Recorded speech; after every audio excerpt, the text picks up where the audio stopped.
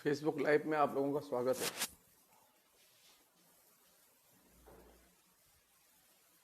आज विश्व पुस्तक दिवस है और विश्व पुस्तक दिवस पे चर्चा होनी ही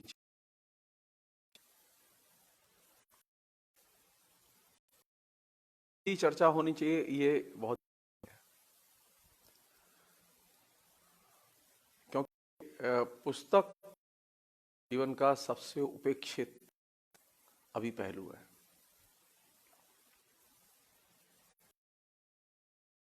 इस दुनिया को बनाया है और पुस्तक अभी सबसे कम पढ़ी जा रही है, खासतौर पर हिंदी भाषी क्षेत्र में। सारी दुनिया के देशों में अगर रीडिंग हैबिट के बारे में सर्वे करें और देखें तो पहली चीज़ जो मैं अपने दोस्तों को मैं इसके लिए शुक्रिया करना चाहता हूं कि वे लोग पुस्तक दिवस हमारे साथ सेलिब्रेट कर रहे हैं। हम जो पढ़े लिखे लोग हैं वो पुस्तक से ही बड़े हुए हैं। अगर पुस्तक न होती तो पता नहीं हमारा कैसा विकास होता।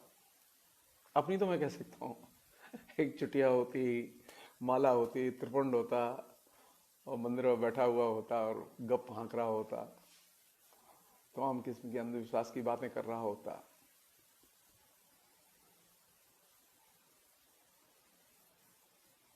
तो फेसबुक पर जो लोग हैं उनसे मेरी पहली तो विनती यह है और आज कम से कम किसी न किसी पुस्तक के बारे में लिखें, पुस्तक की कल्चर के बारे में लिखें, रीडिंग हैबिट के बारे में लिखें, जिससे कि पुस्तक के प्रति एक माहौल बने। यह हम सब लोगों की जिम्मेदारी है।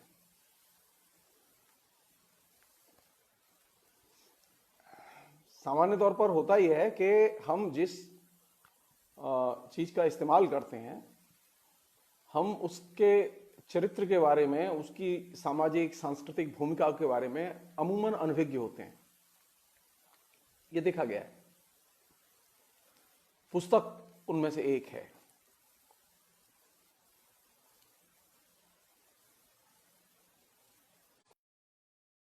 ज्यादा हमारे यहां बात नहीं हुई हिंदी भाषी क्षेत्र में। मैं नहीं जानता इसके कारण, मेरे पास अभी कोई कारण नहीं, लेकिन एक प्रस्थान बिंदु तो तय किया जा सकता है, कोई रास्ता निकाला जा सकता है जिससे कि हम ये देखें कि पुस्तक की कल्चर हमारे यहाँ कब आई, कब से हमने पुस्तक छापना शुरू किया और कैसी पुस्तकें छापी, और पुस्तक जब आई तो उसने किस तरह के समाज को बनाने में मदद की। आमतौर पर हुआ यह है कि पुस्तक के बारे में बात करते समय हम सभी लोग एक अद्भुत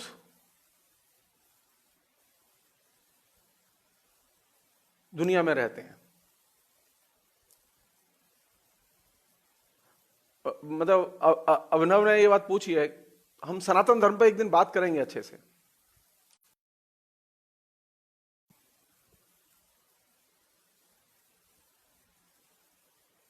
आज हम खाली इस पुस्तक दिवस पर बात करना चाहते हैं और पुस्तक के बारे में और पुस्तक से जुड़ी हुई कल्चर और जो इंटेलिजेंसिया उसकी प्रकृति पर बात करना चाहते हैं, क्योंकि बहुत महत्वपूर्ण पहलू है। और हमारे जैसे लोग जो बेकार घर धोने के, पहुंचने के, खाना बनाने के, खाना खाने के, मेरे लिए आज एक और भी वजह है ये बात करने की। मेरी आज मैरिज एनिवर्सरी भी है और संयोग की बात है कि सुधा दिल्ली और मैं मथुरा। तो हम लोग बहुत ही ईमानदारी से लॉकडाउन का पालन कर रहे हैं। बिछो भी होता है, सो कोई दिक्कत नहीं है, वो भी चलता है।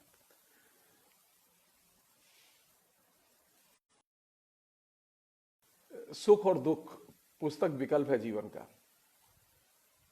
और मेरी तो बहुत, मैं आपकी नहीं जानता। पुस्तक जब पहली बार आई तो उसने एक नई दुनिया पैदा की।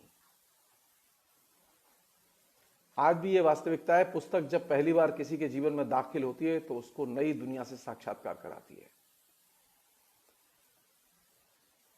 पुस्तक की जो केंद्रीय विशेषता है वो ये कि वह आपके सामने एक नया मीडियम तो है ही, पुस्तक आधुनिक मीडियम है। जैसे आधुनिक मीडियम अखबार है, जैसे आधुनिक मीडियम टेलीविजन है, रेडियो है, पुस्तक आधुनिक मीडियम है जो कि रेनेसां के पहले आया। पुस्तक पहले आई, छापे की मशीन पहले आई, उससे जो पहला मीडियम निकला, एक नया मीडियम निकला, वह थी पुस्तक। और चूंकि सारे के सारे देश में हजारों पोथियां पड़ी हुई थी, हजारों मैन्युस्क्रिप्ट पड़ी हुई थी जिनके बारे में हम लोग जानते ही नहीं थे, तो छापे की मशीन के आने के बाद में पहला काम यह हुआ कि एकदम बमबारी हुई और पुरानी पोथियां जम के छापे की मशीन के जरिए बाजार में आई और पुस्तक ने एक नई कम्युनिकेशन की कल्चर, सामाजिक संस्कृति, नए किस्म के बुद्धिजीवी, इनको जन्म दिया। पुस्तक कोई साधारण मीडियम नहीं है। पुस्तक बहुत गंभीर मीडियम है और दूर तक असर डालता है। इसने पीढ़ियां बदल दी। पुस्तक एक ऐसा मीडियम है कि इसका अगर चस्का आपको लग गया तो आप तय मानिए आप बदल जाएंगे। तो पुस्तक जब आई तो उसने एक नया संसार, और ये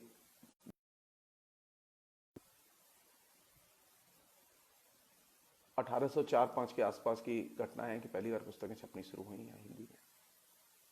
हिंदी की पहली 4-5 पुस्तकें आई,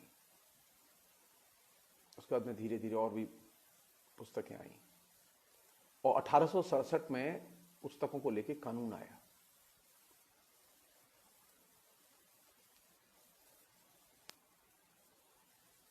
हिंदी में एक ही व्यक्ति थे, माता प्रसाद गुप्त। एक जमाने में उन्होंने पुस्तकों के प्रकाशन और उसके, क्योंकि ये जो एक्ट बना 1867 का एक्ट, इस एक्ट के बनने के बाद पहली बार यह हुआ कि पुस्तक जब छपती थी उसकी सूचना देनी पड़ती थी, उसकी बाकायदा वो रिकॉर्ड में दर्ज होती थी वो चीज, और उसका हर 3 महीने पर एक बुलेटिन भारत सरकार गजट के तौर पर निकालती थी। अभी क्या स्थिति है मुझे नहीं मालूम, लेकिन अंग्रेजों के जमाने में यह सिलसिला कंटिन्यू चला। तो पुस्तक की कल्चर ने एक लिखित संस्कृति के विकास का एक रास्ता निर्मित किया। हम पहली बार वाचन की परंपरा से लेखन की परंपरा में दाखिल हुए, प्रिंट युग में दाखिल हुए, और यह बहुत बड़ा पैराडाइम शिफ्ट था। ये जो है इसने बहुत कुछ बदला है। पहले हर चीज जो है वो गुरुमुख थी या उसे गुरुजी जो है प्रिय शिष्य को ही देते थे, बाकी हर एक को। तो पुस्तक का जब पहली बार प्रकाशन हुआ तो उस पुस्तक ने लेखक और पाठक के संबंध को डेमोक्रेटाइज किया, लोकतांत्रिक किया।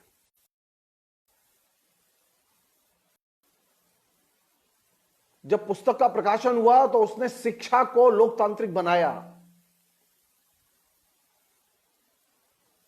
क्योंकि जब पुस्तक अब छपी तो कोई भी जाएगा बाजार, पैसा देगा, पुस्तक खरीद सकता था। पहले पुस्तक हर एक के लिए खरीदना संभव नहीं था, क्योंकि पांडुलिपि में होती थी और वो 1, 2, 3 पांडुलिपि से ज्यादा होती नहीं थी लेखक की। तो अब लेखक की इच्छा है वो किसे पढ़वाए किसे ना पढ़वाए।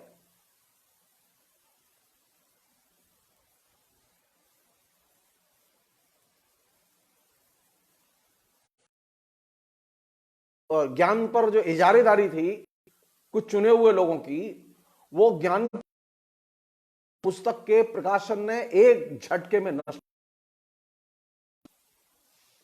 पुस्तक जब आई तो उसने ज्ञान के ऊपर थी कि सैकड़ों साल से जो सवर्ण लोगों की रही है, उस सवर्ण लोगों की इजारेदारी को एक झटके में उसने नष्ट कर दिया, क्योंकि अब हर व्यक्ति पुस्तक खरीद सकता था। पुस्तक के आने का दूसरा परिणाम यह निकला कि जब आधुनिक शिक्षा की शुरुआत हुई, ये वही दौर है जिस समय आधुनिक शिक्षा की शुरुआत हो रही है और उसी दौर में पुस्तक एज ए मीडियम का जन्म हुआ है। छापे खाने के जरिए उसी दौर में अखबार का जन्म हुआ है। यह वही दौर है जिसमें कि टेलीकम्युनिकेशन आया, यानी टेलीफोन से बात करने की प्रणाली का भी जन्म हुआ है। देखिए ये देखिए, छापे की मशीन के जरिए पुस्तक प्रकाशन की शुरुआत हुई निजी क्षेत्र में।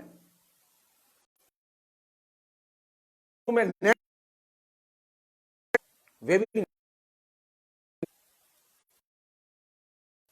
सरकारी क्षेत्र में तो टेलीकम्युनिकेशन बहुत बाद में गया।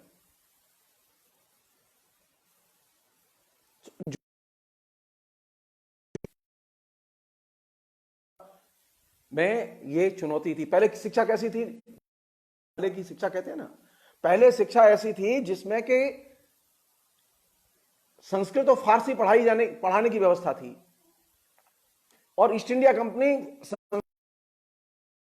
पैसे देती थी। इनिशियली लॉर्ड मैकाले ने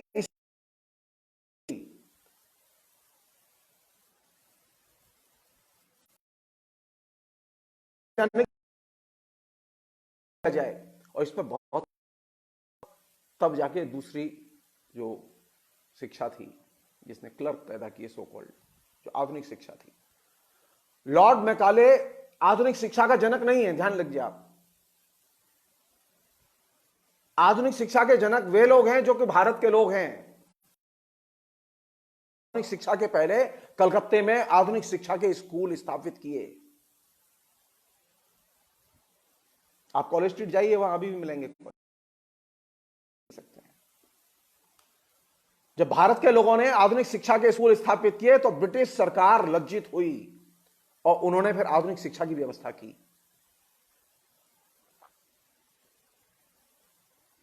लेकिन होता है ना, हमारे यहां जिस तरह का भेड़ चाल है, हमारे यहां हम लोग ये जानते ही नहीं है, हम लोग लिखते ही नहीं है, हम बताते ही नहीं है कि आधुनिक शिक्षा की डाली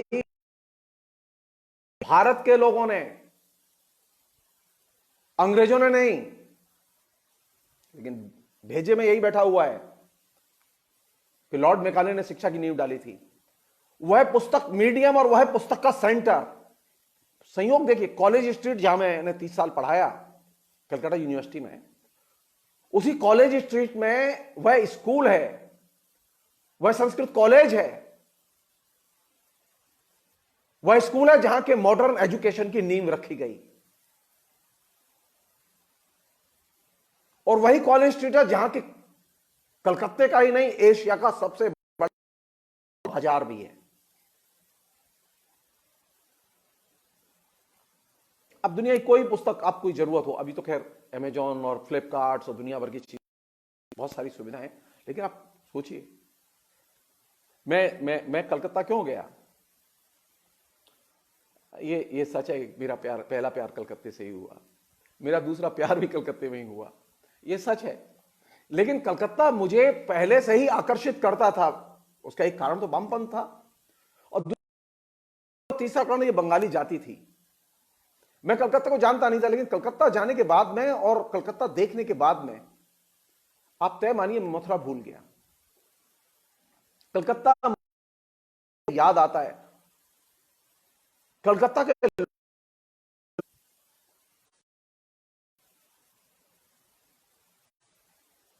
की गली गली में किताबों की गंध मिलेगी आपको।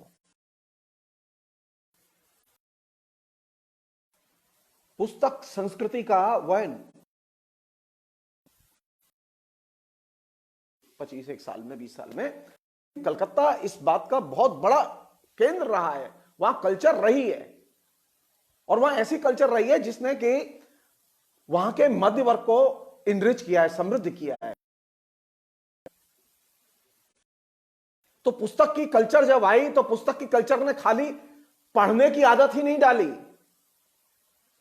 उसने एक नए मध्य वर्ग को जन्म दिया, नई आधुनिक शिक्षा को जन्म दिया जहां कोई भेदभाव नहीं होता था। सबके लिए शिक्षा का जो नारा था, यह सबके लिए शिक्षा की शुरुआत तभी हुई जबकि पुस्तक शासन शुरू हुआ, डेमोक्रेटाइजेशन की शुरुआत हुई और शिक्षा के भी लोकतांत्रिकरण की नींव रखी गई।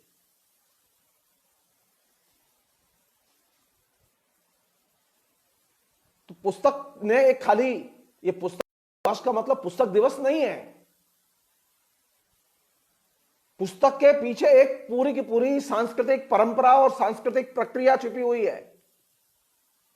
उस प्रक्रिया को हम कभी देखते ही नहीं है उठा के। जैसा कि मैंने शुरू में निवेदन किया था कि हमारे यहां यह आदत है कि हम वस्तु का इस्तेमाल तो करते हैं, लेकिन वस्तु के साथ जुड़े हुए सांस्कृतिक बोध के प्रति हमारी चेतना नहीं होती। कायदे से होना ही चाहिए जिस वस्तु का सांस्कृतिक सेंस अर्जित करें, और यह सांस्कृतिक बोध ही आपको सचेत मनुष्य बनाता है।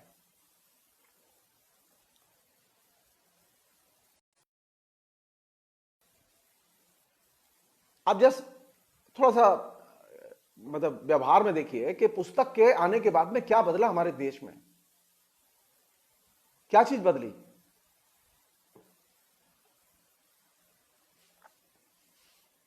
आप सिर्फ पुस्तक पढ़ा दीजिए लोगों को और पुस्तक पहुंचा दीजिए लोगों के घर, पुस्तक को आदत बना दीजिए, आप तय मानिए बड़े बड़े शासक धराशायी हो जाएंगे।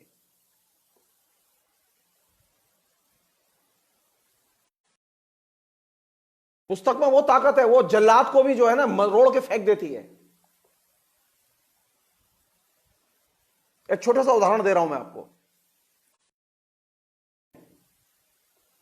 पुस्तक जब आई तो पुस्तक के साथ साथ एक और जेनर आया जिसे हम उपन्यास कहते हैं। छापे की मशीन और उसके साथ अखबार, अखबार के साथ साथ पुस्तक, ये दोनों चीजें साथ साथ आई और उसके साथ साथ एक नए जेनर का जन्म हुआ जिसे हम लोग उपन्यास कहते हैं। और उपन्यास की पहले प्रकाशन की शुरुआत हुई अखबारों में और उसके बाद में वो किताब में आया।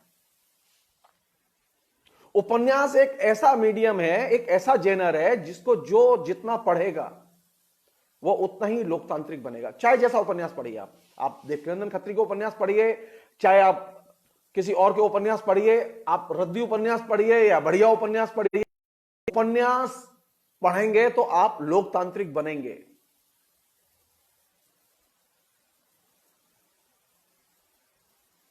बंगाल ने बाकायदा उपन्यास की कल्चर को सचेत रूप से विकसित किया। बड़े पैमाने पर सबसे बड़े उपन्यासकार और लेखक यहीं पैदा हुए।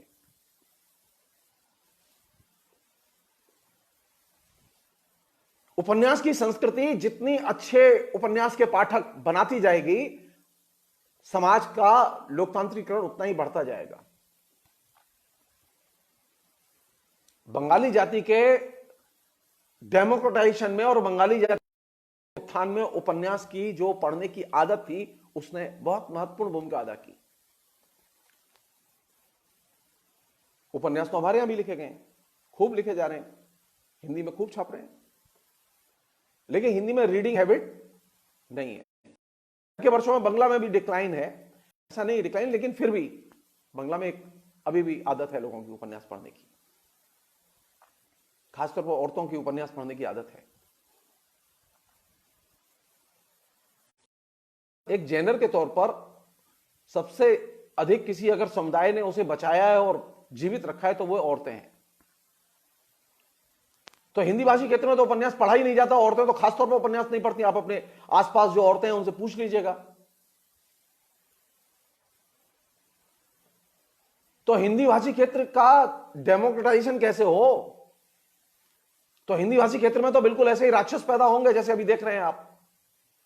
वो हर पार्टी में राक्षस हैं। लोकतांत्रिक मनुष्य, लोकतांत्रिक राजनीति, लोकतांत्रिक समाज के निर्माण में उपन्यास की रीडिंग हैबिट केंद्रीय भूमिका अदा करती रही है। और यह पैरेलल यानी उपन्यास की संस्कृति पुस्तक की संस्कृति के साथ साथ विकसित हुई। और ये जो बड़ा ड्रॉबैक है हमारा कि बंगाली जाति कहीं के कहीं पहुंच गई, उसने जो ऊंचाइयां पकड़ी संस्कृति के उत्थान की, वे ऊंचाइयां हिंदी भाषी समाज नहीं पकड़ पाया। बंगाली जाति के में मध्य वर्ग ने जो ऊंचाइयां पकड़ी सामाजिक विकास की और सांस्कृतिक विकास के मानक गढ़े, क्षेत्र का मध्य वर्ग वह मानक नहीं गढ़ पाया क्योंकि उपन्यास पढ़ने की आदत नहीं थी। आपको ये थोड़ा सा एग्जिजरेट लगेगा लेकिन जरूरी है। वो उपन्यास पुस्तक साधारण मीडियम नहीं है। आप हमारे यहां जाइए, आईएएस ऑफिसर बने, जाइए हिंदी भाषी क्षेत्र में, आप जाइए हिंदी के अरबपतियों के घर, आपको किताब मिलेंगी तो खाली पढ़ने की आदत नहीं है, किताब खरीदने की आदत, कल्चर नहीं है।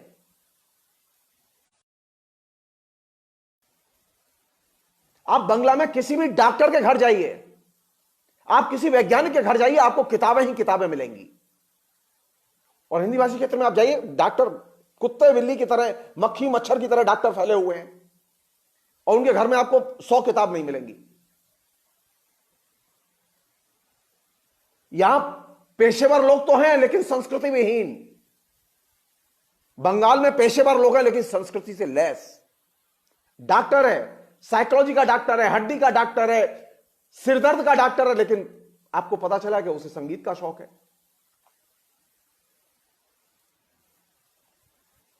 आज से 15 साल पहले मेरे स्पॉन्डिलाइटिस की प्रॉब्लम हुई और मैं एक डॉक्टर के पास गया जो मेरे घर के नीचे काकुरगाछी में था। बहुत बढ़िया डॉक्टर था, बहुत ही नामी डॉक्टर, और हड्डी का डॉक्टर था और उसके यहाँ भीड़ रहती थी। तो मैं गया उसे दिखाने के लिए। तो जब उससे परिचय हुआ तो उसने देखा कि ये तो आदमी प्रोफेसर है, तो आप ये दवा हुआ तो दे दूंगा मैं आपको, वो देख लूंगा, अब थोड़ा सा मेरी सुन लीजिए। आप सोच सकते हैं वो हड्डी का डॉक्टर 24 घंटे हड्डी के काम में व्यस्त रहता है वो डॉक्टर। उसने सलिल चौधरी पर बहुत शानदार किताब लिखी, जो म्यूजिशियन संगीतकार हैं।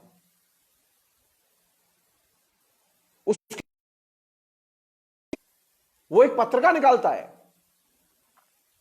कम से कम आधे दर्जन किताबें जो उसकी छपी हुई थी उसने निकाल के मेरे सामने रख दी। साहब ये बढ़िया बढ़िया किताबें मेरी, प्लीज पढ़िए इसे आप। मैं गया था अपनी हड्डी दिखाने के लिए और हड्डी के डॉक्टर से मैं 2000 रुपए की किताब खरीद के लौटा। मैंने आज तक पूरे हिंदी भाषी क्षेत्र में मैं इसमें बड़ा हुआ हूं, मैंने आज तक कभी किसी डॉक्टर के पास में किताब नहीं देखी। जिसको किताब का शौक हो, किताब खरीदता हो, खरीद के पढ़ता हो, जिसके किताब की लाइब्रेरी हो। किताब की कल्चर बचाएंगे कैसे आप? आपके यहां जो मध्य, वो संस्कृति विहीन मध्य वर्ग है, वो सिर्फ पैसा कमाना जानता है। उसने अपने को पैसा कमाने की खाली मशीन बनाया है।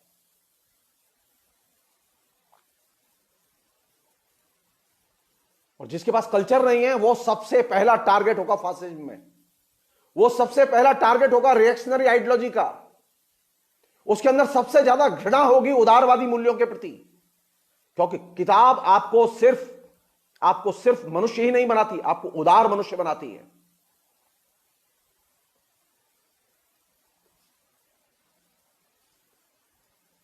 एक और चीज बता रहा हूं मैं आपको देख के आश्चर्य होगा। एक डॉक्टर था वहां, बहुत ही शानदार डॉक्टर था, डॉक्टर साधन सेन। अब वो अशोकनगर में रहता था। मुझे इलाज के लिए उसका और वो साधन सेन जो है डॉक्टर विधान चंद्र राय का स्टूडेंट था।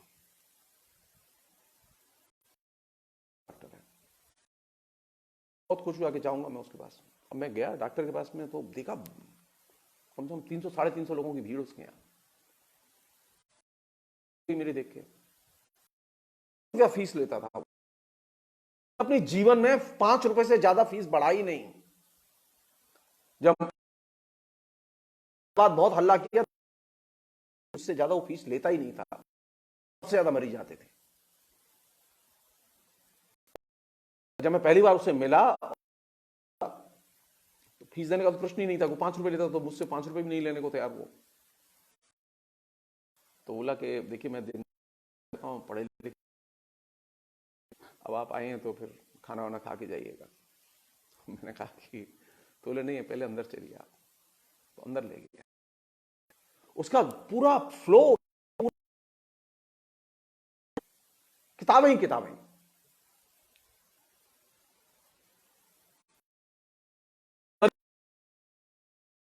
में रहने के बावजूद उसके पुस्तक प्रेम को देखकर मैं बिल्कुल एकदम नीचे से ऊपर तक प्रभावित उससे। कमाल की। और ऐसा नहीं कि खाली किताबें सजा के रखी हैं, वो किताबें पढ़ता भी था। सुदूरवर्ती वो अशोकनगर में रहता था। तो उन दिनों उसने कहा कि आप जेएनयू से पढ़े लिखे हैं, तो मैंने कहा आप फीस तो कम से कम कुछ ले लिया करिए हमसे, अब हम इतनी दूर से आते हैं आपके पास में। तो उसने कहा नहीं नहीं फीस तो मैं आपसे लूंगा, आप एक काम करिए मुझे कृष्णा भारद्वाज की एक किताब ला के दे दीजिए। वो एक किताब आई थी, कृष्णा भारद्वाज जो जेएनयू में इकोनॉमिक्स की बहुत अच्छी प्रोफेसर थी, उनकी एक पुस्तक आई थी। तो मैंने कहा अच्छा ठीक है मैं ला के दे दूंगा। मेरे लिए मिस्ट्री कि यार एक डॉक्टर अपनी फीस नहीं मांग रहा है, कह रहा है किताब दे देना।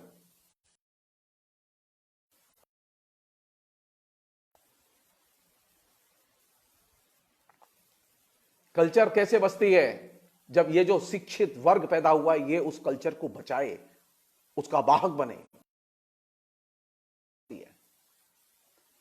पैसा कमाने से कल्चर नहीं आती। लोग सोचते है आती है, अच्छे फर्नीचर होने से, अच्छे होने से कल्चर आती है, तो वे गलत फहमी के शिकार हैं।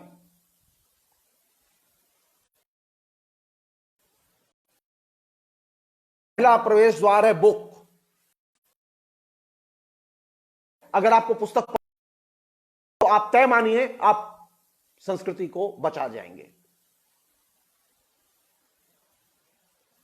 मैं नामवर सिंह को देख के बहुत ईर्ष्या करता था छात्र जीवन में, और इस ईर्ष्या मेरी सारे जीवन भर रही, क्योंकि नामवर सिंह के अंदर एक अद्भुत शौक था किताबों का। वो जहां भी जाते थे देने के लिए, वो अमूमन उस पारिश्रमिक को उस शहर में किताब खरीदने में खर्च करके चले आते थे। ये बात मैं जानता था। अच्छा वो कलकत्ता 3-4 बार आते थे कम से कम, कभी कभी ज्यादा भी आते थे। तो मैं जब पहली बार कलकत्ता गया तो मेरी ये बहुत दिली इच्छा थी कि मैं उस दुकानदार के पास जाऊं जिस दुकानदार के पास वो किताब लेने जाते हैं। मैंने कलकत्ता यूनिवर्सिटी में ज्वाइन करने के कुछ ही दिन बाद मैंने उस पब्लिशर को खोजा, फॉरेन पब्लिशर जो चौरंगी पे दुकान है, छोटी सी दुकान है फेमस होटल के नीचे।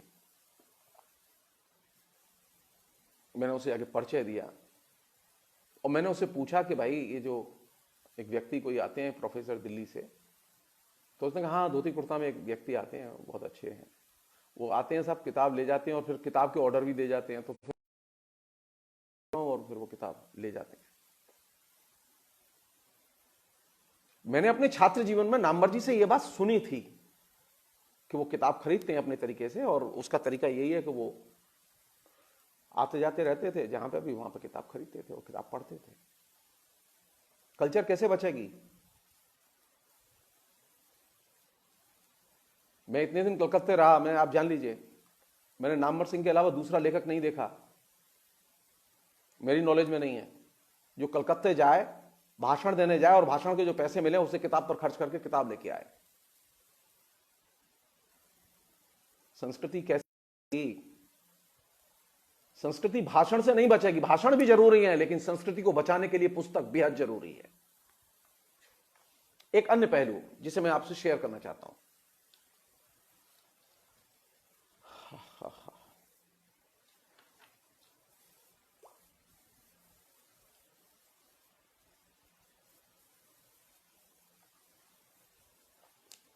पुस्तक जब आई तो पुस्तक के आने के बाद में भाषण की एक नई संस्कृति आई।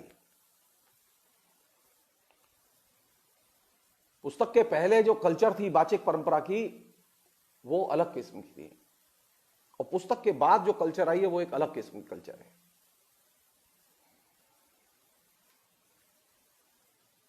पुस्तक ने एक नई संस्कृति और नई भाषण की संस्कृति को जन्म दिया है, नए किस्म के इंटेलिजेंसिया को जन्म दिया है।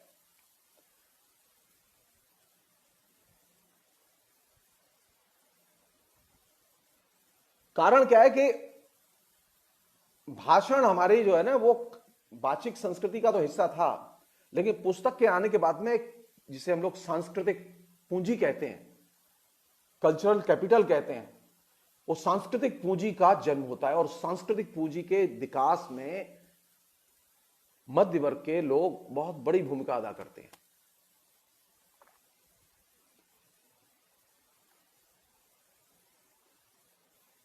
कैसे वो भूमिका अदा करते हैं? शादी ब्याह हो तो आप शादी में गिफ्ट दें, पुस्तक को गिफ्ट दें। आपके यहां जन्मदिन हो तो आप, या किसी के यहां जन्मदिन हो आप जाएं तो उसके जन्मदिन पर आप गिफ्ट दें। अब स्थिति क्या है कि हमने पुस्तक को गिफ्ट देना बंद कर दिया है। पुस्तक अब गिफ्ट नहीं देते हम लोग। अब हम साड़ी देते हैं, सोना देते हैं और चीजें देते हैं, मतलब कुछ चाय का कप भी तक भी गिफ्ट दे देते हैं, लेकिन किताब गिफ्ट नहीं देते हैं। यानी वस्तुओं के संसार ने पुस्तक को एकदम खदेड़ के बाहर कर दिया है, और ये पीड़ा की जगह है मेरी।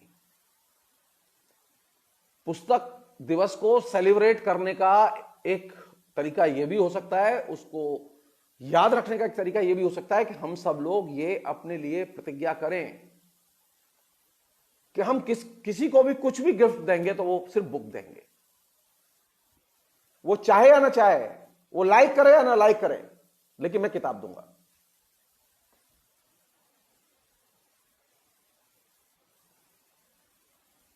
संस्कृति बिना जिद के विकसित नहीं होती, जान लीजिए। संस्कृति के लिए जिद जरूरी है। जो लोग सोचते हैं कि संस्कृति अपने आप विकसित हो जाएगी, नहीं भाई, संस्कृति अपने आप विकसित नहीं होती। पुस्तक की कल्चर को डैमेज करने में, भारत में और खासतौर पर एजुकेशन में डैमेज करने में,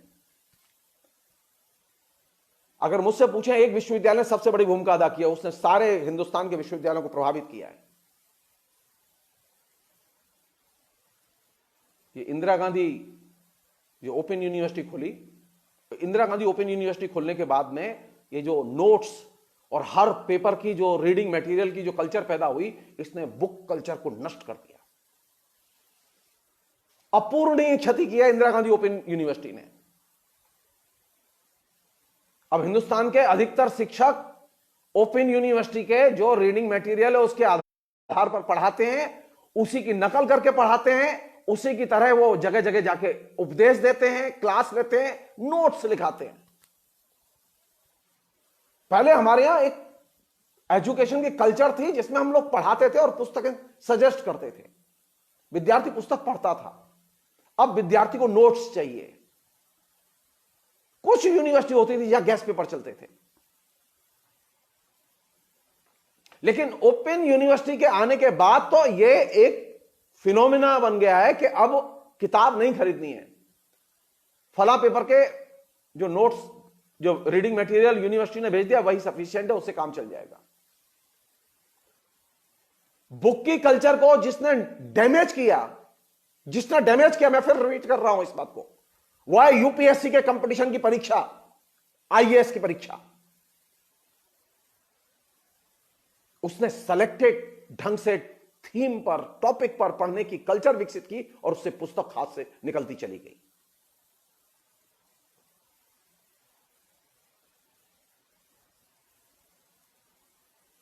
तो हमारे यहां जो आईएएस पैदा हुआ, वो आईएएस किस कॉस्ट पर पैदा हुआ? वो पुस्तक की कॉस्ट पर पैदा हुआ। जैसे आप सबसे ज्यादा गर्व की नजर से देखते हैं, वो सबसे ज्यादा कलंकित करने वाली कल्चर उसने पैदा की, और आज वो हिंदुस्तान में करप्शन का एकदम डैन है। क्योंकि उसका जन्म ही संस्कृति को ठोकर मारकर हुआ था।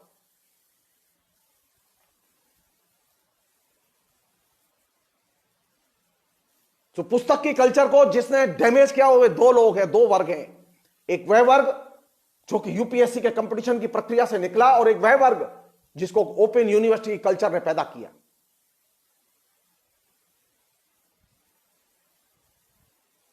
मेरा आईएएस ऑफिसरों से कोई पर्सनल पंगा नहीं है, और मेरा ओपन यूनिवर्सिटी वालों से भी कोई पंगा नहीं है। मेरे ओपन यूनिवर्सिटी में भी दोस्त पढ़ाते हैं, मेरे दोस्त जो है वो आईएएस ऑफिसर भी हैं दर्जनों। लेकिन ये एक फिनोमिना है, मुझे ये जानना ही होगा आखिर पुस्तक कहां चली गई। कौन सी ऐसी घटना घटी जिसने पुस्तक को हमारे समाज से बहिष्कृत कर दिया? कौन सी ऐसी चीज पैदा हुई हमारे घर के अंदर कि जो शिक्षित है वो नौकरी लेता ही पहला काम करता है कि पुस्तक को खदेड़ के घर से बाहर कर देता है? जानते, मैं जब कलकत्ता से दिल्ली आया हूं, शिफ्ट किया ना, मेरे पास एक ट्रक भर के किताबें थी। और यह तब था जबकि मैं कम से कम नहीं तो आधे ट्रक पत्रिकाएं में ऐसे ही रद्दी के भाव बेच के आया मजबूरी में, नो अदर चॉइस। मुझे लोगों ने कहा क्या करोगे? 65,000 रुपया लिए ट्रक वाले ने। मैं अगर आईएएस ऑफिसर होता तो मैं पहला काम ये करता, वो पुस्तकें वहीं किसी को दे देता, बेच देता, कुछ कर देता। नहीं, वो मेरी लाइफ लाइन है, मैं पुस्तकों को निकाल नहीं सकता। मेरे पास अभी भी ऐसी पुस्तकें भरी रखी हुई हैं जिनको दीमक खा गई है, लेकिन मेरी फेंकने की इच्छा नहीं करती कि जब तक बचा सकूं रखूं। पुस्तक में प्राण होते हैं हम लोगों के, पुस्तक में हमारी कल्चर होती है, मैं उसे कैसे छोड़ दूं? मैं जिस तरह से किसी को प्यार करता हूं मैं उसे नहीं छोड़ सकता, मैं उसी तरह पुस्तक को भी प्यार करता हूं, उसे नहीं छोड़ सकता। मेरी और सुधा के बीच में जानते हैं किस बात पर सबसे ज्यादा झगड़ा होता है? सिर्फ पुस्तक को लेके।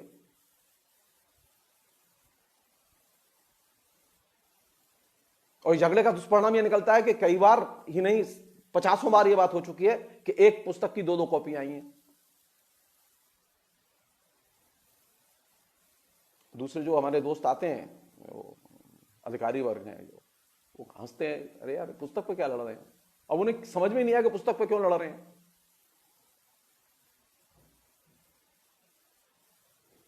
पुस्तक हमारे जिंदगी की, संस्कृति की लाइफ लाइन है, इसे समझे हम लोग। पुस्तक एक खाली पुस्तक नहीं है। पुस्तक को हमने खाली पुस्तक बना दिया है, वह एक दर्शन की चीज बना दी है, खाली एक ऐसी कमोडिटी बना दी गई है जिसे सिर्फ खिलौने की तरह अलमारी में सजा के रखा जाए। नहीं, मुझे पुस्तक की गंध चाहिए। मैं फील करना चाहता हूं पुस्तक में कैसी गंध निकलती है।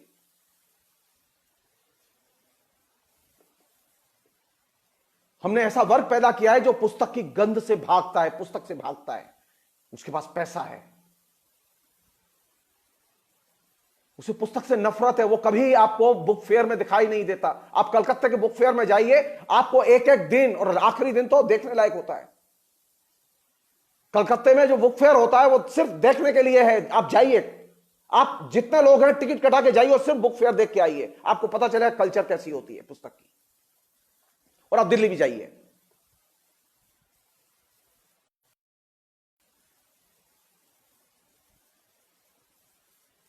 जानते मेरे वहां से निकल के आने का सबसे बड़ा दुख क्या है? मैं पिछले 3 साल से मैं पुस्तक मेला नहीं देख पा रहा हूं। तो पुस्तक मेरे लिए, मेरी लाइफ लाइन नहीं, मेरे लिए एक बहुत बड़ा ईंधन है, मुझे ऊर्जा मिलती है उससे। बुक फेयर में जब आप जाते हैं तो आपको पता चलता है कि पुस्तक की ताकत क्या है। कलकत्ता के बुक फेयर में आखिरी दिन अगर आप जाएंगे तो आप पागल हो जाएंगे। 40 लाख से लोग कम मिलेंगे ही नहीं आपको। आपको दूर दूर तक सिर्फ जन समुद्र दिखाई देगा और किताबें दिखाई देंगी। इसे बंगाल कहते हैं। वहां बुक कल्चर पैदा हुई तो वहां लोगों के घर घर में पुस्तक है और पुस्तक की कल्चर है।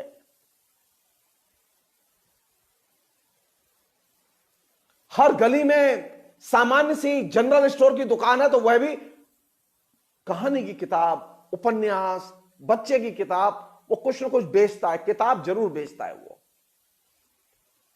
पुस्तक एकदम वॉकेबल रूट पर अवेलेबल है वहां। और हिंदी भाषी क्षेत्र में, मथुरा में रहता हूं मैं, जानते हैं मथुरा का टर्नओवर कितना है? मथुरा में सबसे ज्यादा उद्योग है चांदी का, हिंदुस्तान का टॉप उद्योग है चांदी का, जो चांदी के नकली गहने बनते हैं। हिंदुस्तान का नल टोटी का जो बाथरूम की जो फिटिंग है उसका सबसे बड़ा इंडस्ट्री है। हिंदुस्तान के हर बड़े ब्रांड के लिए यहां से माल तैयार होकर जाता है। धर्म के नाम पर मथुरा में कम से कम नहीं तो 5,000 करोड़ रुपया सालाना आता है। मथुरा में एक दुकान नहीं है किताब की जहां आपको साहित्यिक किताब मिल जाए कोई भी, सिर्फ रिलीजियस टेक्स्ट की कुछ दुकानें। और दिल्ली कैपिटल, अगर आपको पुस्तक लेनी है और ग्रेटर कैलाश में रहते हैं तो आपको पुस्तक लेने के लिए दरियागंज जाना पड़ेगा। आपको ग्रेटर कैलाश में कोई किताब की दुकान नहीं मिलेगी। शर्मनाक है ये शर्मनाक है कि 70 साल के लोकतंत्र के विकास के बावजूद हम वॉकेबल रूट पर, जैसे जूते की दुकान है, पसारी की दुकान है, हम किताब की दुकान नहीं खोल पाए।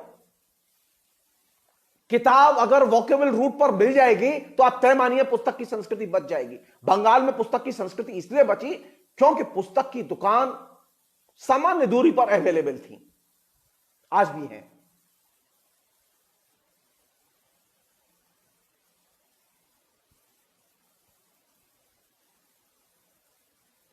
मैं आपको एक बहुत दिलचस्प चीज बता रहा हूं। मैं कलकत्ते में जो कॉलेज स्ट्रीट एरिया है जहां पे के तमाम किस्म की दुकानें हैं किताबों की, अभी तो एक्सपेंशन हुआ है उसका, दूसरी तरह से और भी फैला है वो, लेकिन वहां एक सबसे इंटरेस्टिंग चीज ये थी कि वहां कोई हिंदी की दुकान नहीं थी किताब की।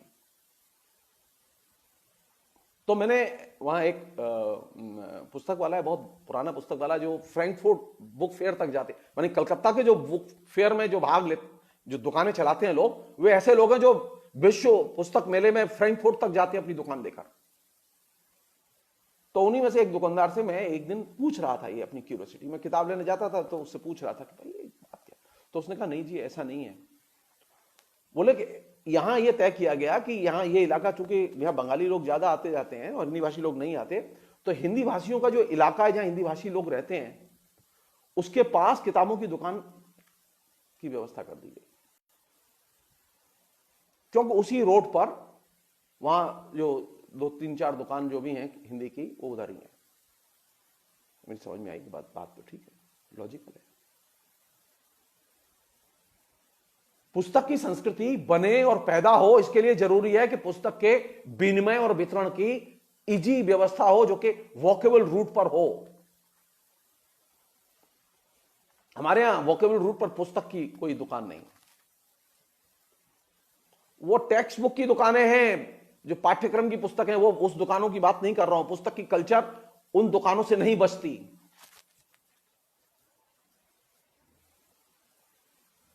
पाठ्यक्रम की किताबें पुस्तक की संस्कृति का बहुत छोटा सा हिस्सा हैं। पाठ्यक्रम की किताबें मनुष्य नहीं बनाती,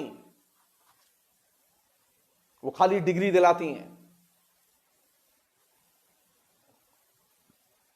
पुस्तक की संस्कृति के बचाने के लिए जहां वॉकेबल रूट पर दुकानें हो, वहीं साथ साथ लाइब्रेरी नेटवर्क हो।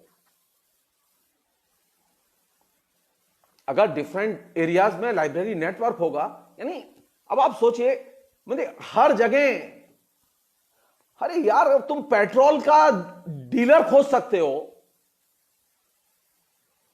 तुम ऑटोमोबाइल की लिए कार की दुकान के लिए जगह खोज सकते हो, लेकिन एक लाइब्रेरी के लिए जगह नहीं खोज सकते। ये कैसी सरकारें आई हैं हिंदुस्तान में?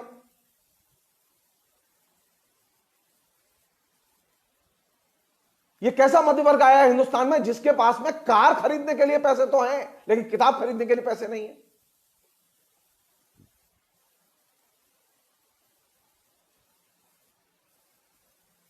अरे आप 10% ही किए होते। अगर किसी शहर में कार की 10 दुकानें खुल रही हैं और किताब की एक दुकान भी आपने खुलवा दी होती तो बहुत उपकार होता।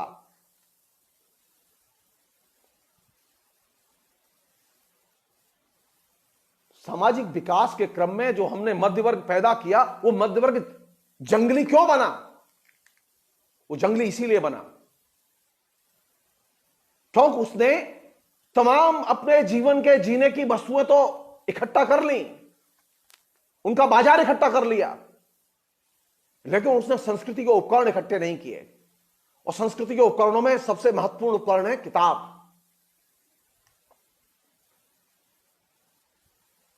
आपको ना किताब की दुकान मिलेगी, ना आपको किताब की लाइब्रेरी मिलेगी, ना आपको रीडिंग हैबिट मिलेगी, लेकिन हम इंटेलेक्चुअल हैं। ये जो जितने हाँक रहे हैं ना, ये साइबर वाले और दूसरे लोग, बीजेपी वाले और भी लोग, पूछो इनसे कि अपनी पसंदीदा 5 किताबों के बारे में कुछ लिखें आज। नहीं। संस्कृति की लड़ाई अंदर है, बाहर नहीं है, अंदर है। सीखो बंगाली समाज से। बंगाली समाज में भी अभी डिक्लाइन चल रहा है, लेकिन एक कल्चर मुझे अच्छी लगी जिसे मैं शेयर करना चाहता हूं। वो कल्चर ये कि हर बच्चे के लिए बुक फेयर के लिए एक फंड हर परिवार में दिया जाता है कि तुम बुक फेयर जाना, ये 500 रुपए लो तुम्हारे लिए। ये जो मतलब सिस्टम बनाना, पुस्तक के लिए बच्चे को पैसे मिल रहे हैं और ये कहा जा रहा है कि तुम कहां बुक फेयर जाओगे। माता पिता बुक फेयर लेके जाते हैं बच्चे को, आप जाइए वहां देखिए। हिंदी भाषी क्षेत्र में तो माता पिता कभी बच्चे को पुस्तक मिला लेके ही नहीं जाते। हां, वो राम जी के मंदिर जरूर लेके जाएंगे।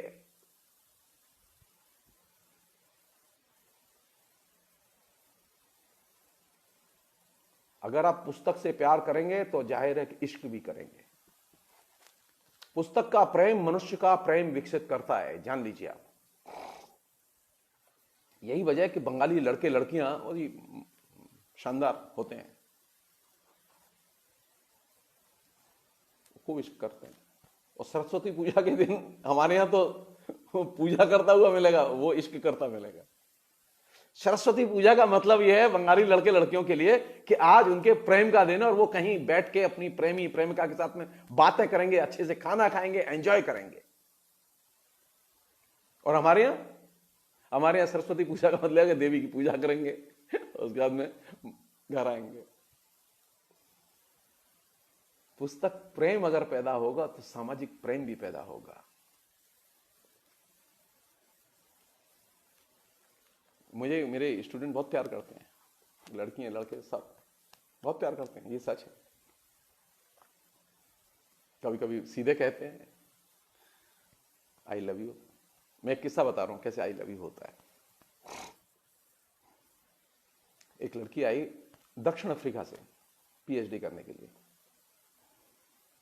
काली पर। संयोग की बात थी कि उसे किसी ने दक्षिण अफ्रीका में मेरा नाम सजेस्ट किया कि तुम काली पर काम करना चाहती हो तो कलकत्ता जाओ, तुम जगदीश्वर जी बहुत अच्छी हेल्प करेंगे तुम्हारी। तो वो जब आई मेरे पास, सिनॉप्सिस वगैरह डिस्कस की और चीज, स्टाफ रूम में बैठे हुए थे हम लोग, और भी शिक्षक बैठे हुए थे। ये 1992-93 की घटना है। तो जब बात हो गई तो मैंने कहा कि अब आप, बोले कि मैं अब जाऊंगी तो आपको धन्यवाद देना चाहती हूँ। तो मैंने कहा दो। तो बीच में टेबल थी और आमने सामने हम लोग बैठे हुए थे, और हमारे यहाँ जो है एक कॉमन स्टाफ रूम है जिसमें हम सब लोग बैठते हैं। तो उसने कहा सर थोड़ा सा इधर आइए। मैं निकल के गया उधर, तो उसने बड़े प्यार से गले लगाया और मेरे होठों पे किस किया। Thank you so much. अब मेरे जो साथ में जो शिक्षक बैठे हुए थे उनकी सब आते पीते पजर गए कि यार कमाल है, ये तो सरेआम किस करके जा रही है, देखने में बहुत स्मार्ट, बहुत सुंदर लड़की। अच्छा, मैं उसकी भावनाएं समझ रहा था कि वो मुझे हृदय से प्यार करती है और वो इतनी दूर से आई है, और उसने जो कहा है मैं उसको मान रहा था। मैं अपने तरीके से उसे कह भी रहा था कि मैं मान रहा हूं, लेकिन वो मानी नहीं, व्यक्त किए बिना मानी नहीं। इसे कहते हैं प्यार। पुस्तक, ज्ञान, मैं उन प्रिविलेज शिक्षकों में से हूं जिसके घर लड़कियां लड़के जाने के लिए तरसते थे, कंपटीशन करते थे, जबरदस्ती जाते थे सिर्फ ये देखने के लिए कि सर कैसे रहते हैं, कैसे पढ़ते हैं, क्या क्या किताबें हैं सर के यहां। कभी बता के आते थे, कभी बिना बताए आते थे। कहने का मतलब यह कि पुस्तक, मुझे तो किसने चीज ने बनाया, मुझे नहीं, मैं जो कुछ बनाऊं पुस्तकों के बलबूते पर बनाऊं। पुस्तक ही मेरी ताकत है, पुस्तक से ही मैंने संस्कृति, सभ्यता, ज्ञान सब कुछ अर्जित किया है। पुस्तक को मैं सिर्फ सरस्वती नहीं मानता, मैं पूजा के लिए चीज नहीं है मेरे लिए वो। पुस्तक मेरे लिए जिंदगी है। दिक्कत यह हुई है कि हमने पुस्तक को पूजा की चीज बना दिया है खाली। इससे निकलो, इससे निकलो। पुस्तक लाइफ लाइन है, और जब पुस्तक को लाइफ लाइन बनाओगे तो जानते हो सामने जो भी होगा वो तुम्हें प्यार करेगा।